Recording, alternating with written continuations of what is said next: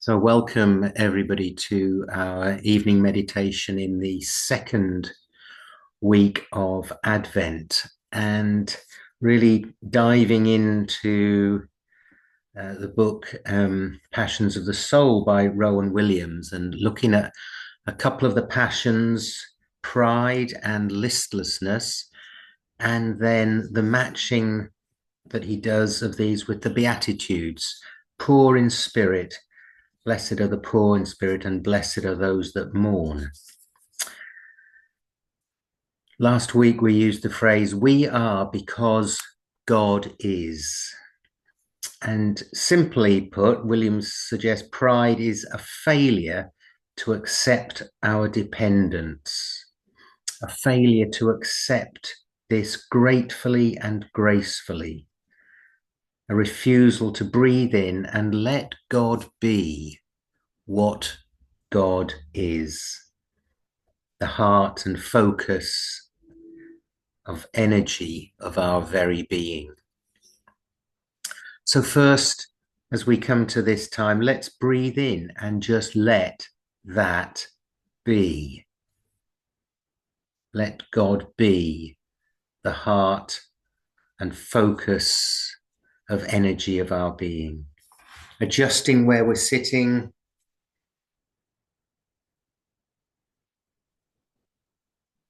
feeling our contact points, being comfortable but upright if we can, closing our eyes, lowering our gaze, using the images on the screen if those help, and taking a deep breath in through the nose.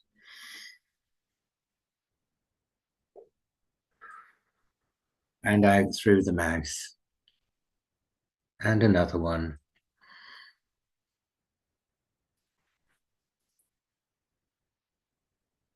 Now bring the attention to that breath.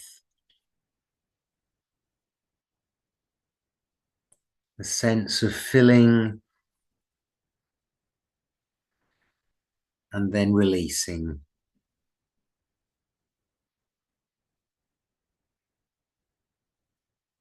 Coming in, going out.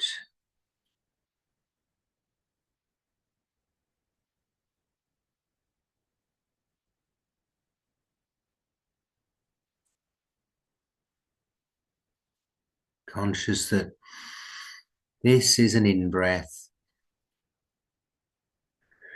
This is an out-breath.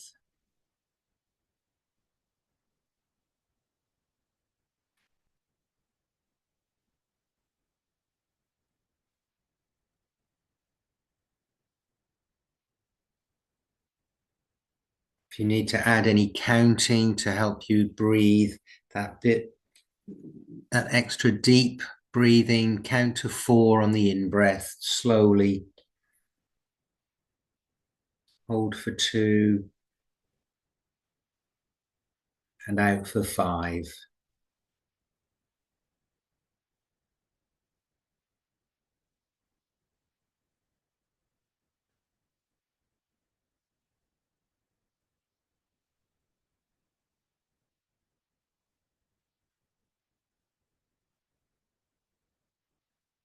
Just this simple exercise itself will slow us down, will bring relaxation.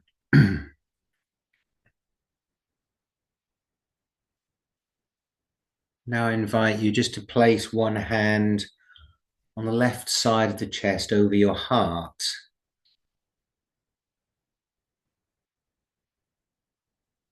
Whether you can feel the heartbeat through all the layers of clothing is doubtful, but you can imagine it.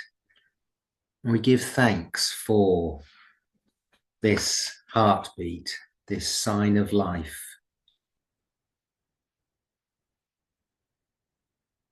This unique life.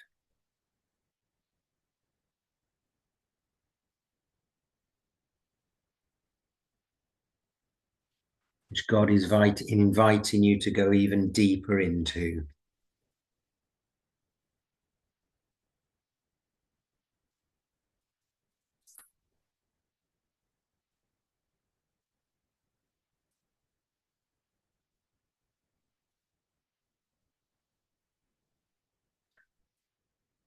So with that attitude of gratitude for this life and with a focus on God as the heart of our being,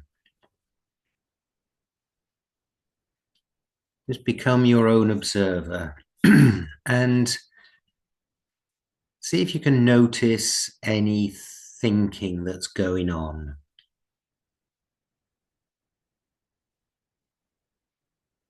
I find this quite a difficult exercise, I must admit. So what you might do is deliberately cast your mind back to something earlier today.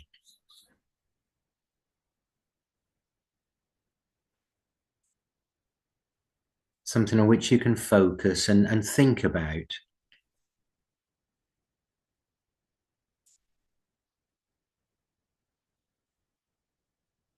And once you know you're thinking something and you can be aware of it, observe yourself thinking, then it might be easier to consciously let that thought settle, those thoughts of earlier today, put them down and bring yourself back into this moment. Maybe by refocusing on the breath.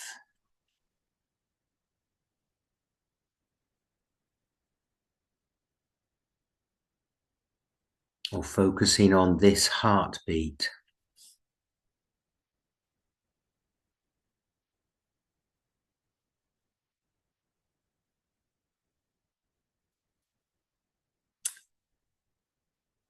And if you can do that, then you're becoming more skilled at being your own observer, becoming aware of your thoughts, and able to let them be, to let them settle.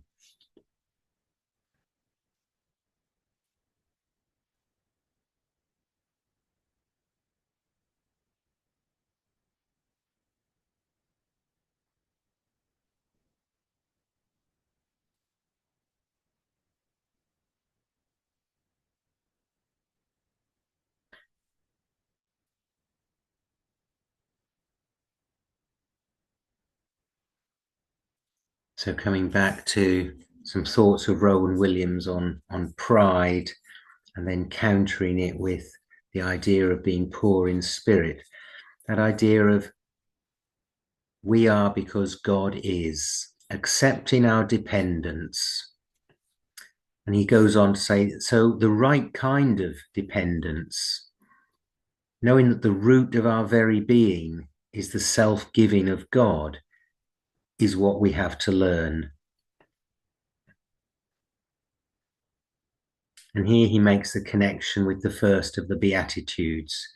The New English Bible renders this as, happy are those who know their need of God. He says, when the Psalms use the phrase the congregation of the poor, they are referring to God's people as a whole, those who are aware they are because God is. So, how do we learn to deal with pride?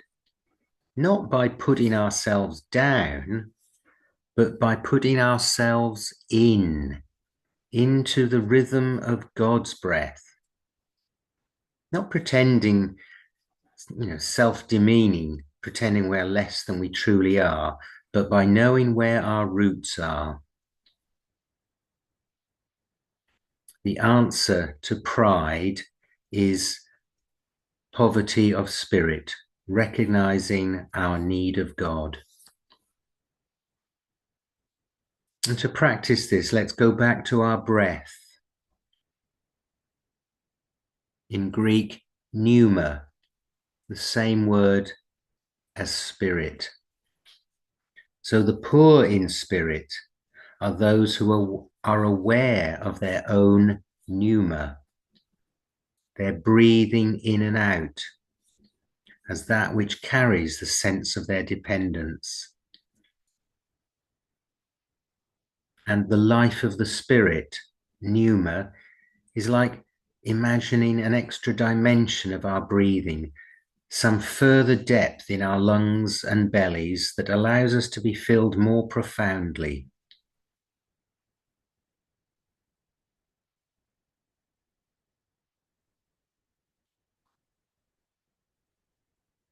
If we can know that within, beneath, and beyond our breathing in and out is the very breath of God, the life-giving Spirit. So we'll have a first period of silence and maybe use that as a focus for our contemplation. The blessedness of those who know that they are because God is the blessedness of those who know that within, beneath, and beyond their breathing is the very breath of God, the life-giving Spirit. So let's add that awareness to our breathing. The very breath, the Spirit of God.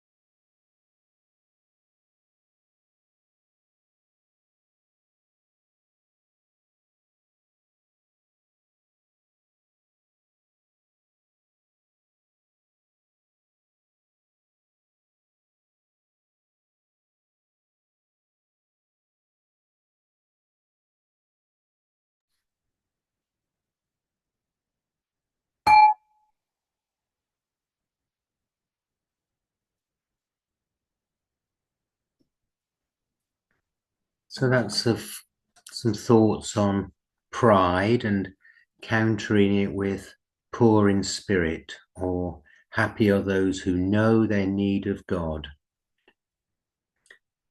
The second one that Rowan Williams tackles is listlessness. The Greek word is acedia. Sometimes it might have been called sloth, but it's not so much physical as mental and emotional, a sense of indifference, boredom, detachment, not caring, not far off despair, perhaps. And he says that one of the risks of the passions, and we mentioned this last week, is that we become caught up in them, focusing on them, fascinated, ruminating. So with boredom, we might create a fantasy, or we might indulge in nostalgia, wistfulness, or get caught up in endless scrolling through mobile phone screens. The link that Rowan Williams makes is to that strange blessing for those who mourn. And he says, don't be afraid of acknowledging when something hurts. Don't be afraid of acknowledging that the world itself hurts. The worst thing that can happen to you is a kind of anesthesia of the spirit, somehow not noticing your own hurt or the hurt of others. It doesn't mean you'll be submerged, engulfed in that hurt. You'll just learn not to be trapped in suffering when you acknowledge its reality and look for its sources. So something again about awareness, but also that this means that you care. The opposite of listlessness, the opposite of all those restless coping mechanisms, is the freedom to mourn, the freedom to say to God, I acknowledge my pain, my sense of loss, and I'm not hiding from it. I acknowledge that the world is scarred with injustice and suffering, and I bring it to you, knowing that I'm here to speak it aloud in your presence. It's why the great protests and laments of the Psalms are so deeply embedded in Judaism and indeed in Christianity. So we'll go to our longer silence or similar silence, perhaps contemplating that passion of listlessness or boredom, and a way of countering it being to acknowledge pain and suffering. We'll go with music from Salt of the Sound. Come to us, abide. The first lines are, the night the world lay waiting, silent stars drifted by. New light, new life, new light for the darkness. Lord, with us abide.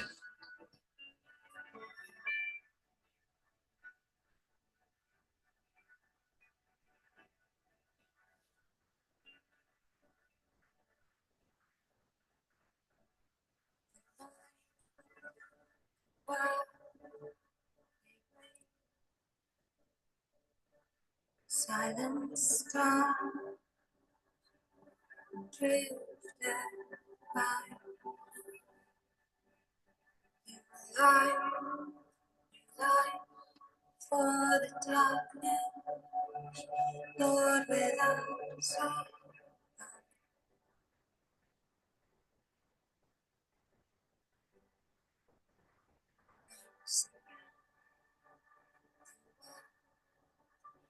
Holy,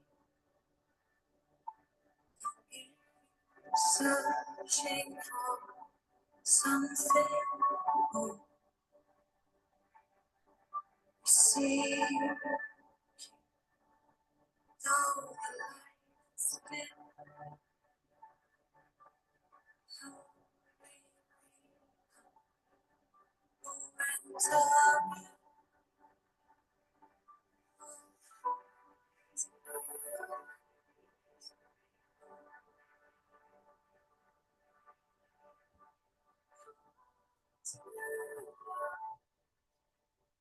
Come to us, abide.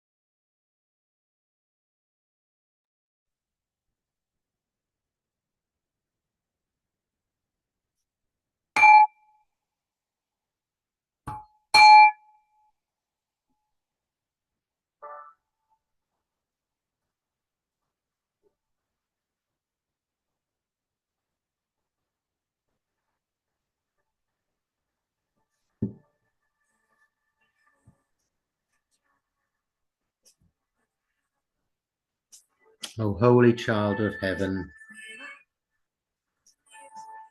we welcome you here.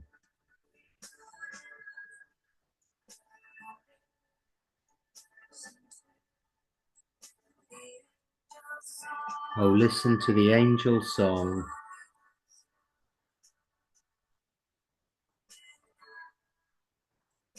Lord, with us abide. And so coming out of our silence, reflect on how Jesus points to the life of the kingdom,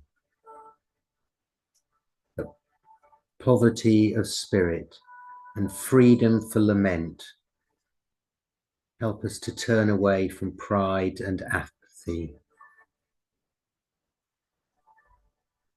sowing the seeds for our further growth into what we might be.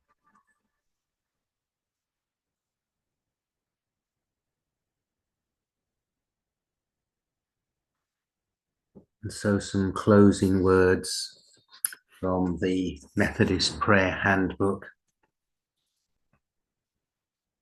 Out of the depths, O God, we wait for your wisdom. Out of the silence, O God, we listen for your voice. Out of the heavens, O God, we wait for your gifts. Amen.